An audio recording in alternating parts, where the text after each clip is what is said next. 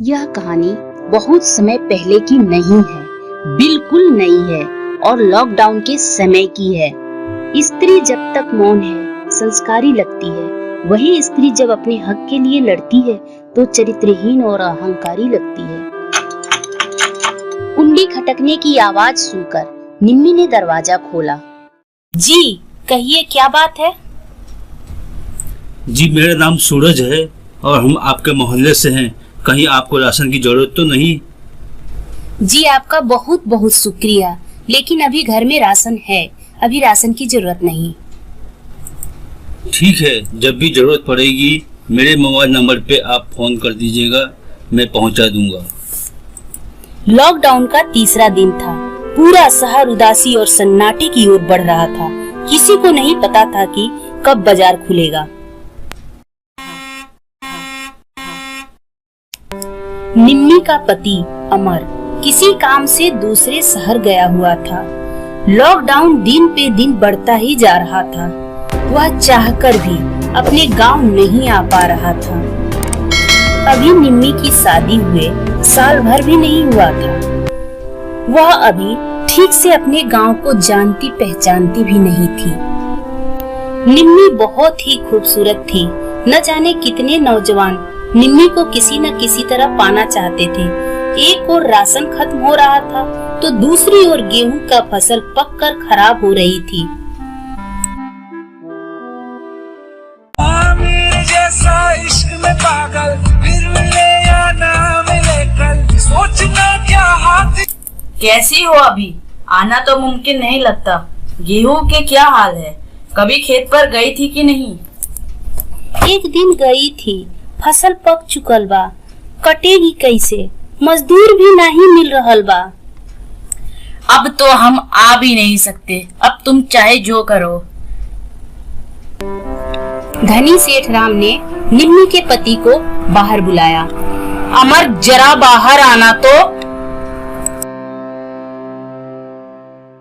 जी वे घर पे नहीं हैं और दूसरे शहर गए हुए हैं। लॉकडाउन के कारण फंस गए हैं, आ भी नहीं पा रहे। अमर को फोन लगा के कहना गेहूं का फसल पक गया है।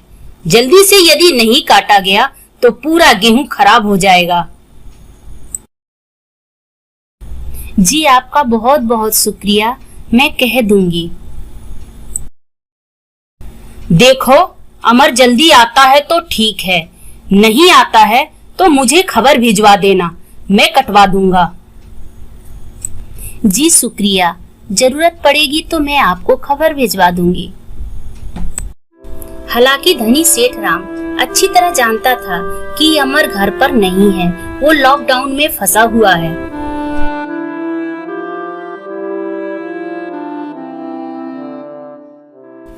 प्रणाम पुजारी जी, कैसे हो आप? चिरंजीवी रहो धनी सेठ, तरक्की तुम्हारे कदमों को चूमे। कहाँ से जा रहे हो और कहाँ से आ रहे हो? सोचा था जरा नदी के किनारे से टहल आऊं। मैं भी यही सोचकर निकला हूँ, थोड़ा गांव का मुआयना कर लूं। इधर निम्मी ने अमर को फोन पर धनी सेठ के प्रस्ताव के बारे में बताया तो अमर ने साफ इनकार कर देने को कहा, क्योंकि वह उसे अच्छी तरह जानता था। अभी इधर निम्मी फोन रखने ही वाली थी कि उसके दरवाजे पर किसी ने खटखटाया। पुजारी ने भी धनी सेठ की तरह हमदर्दी और सहयोग का प्रस्ताव दिया। इस तरह हेडमास्टर किशोर कश्यप ने भी सहयोग का प्रस्ताव दिया। जिसे भी ये पता चल जाता कि अमर अभी घर पर नहीं है, वे सब निम्मी को सहयोग का प्रस्ताव देने आ जाते थे।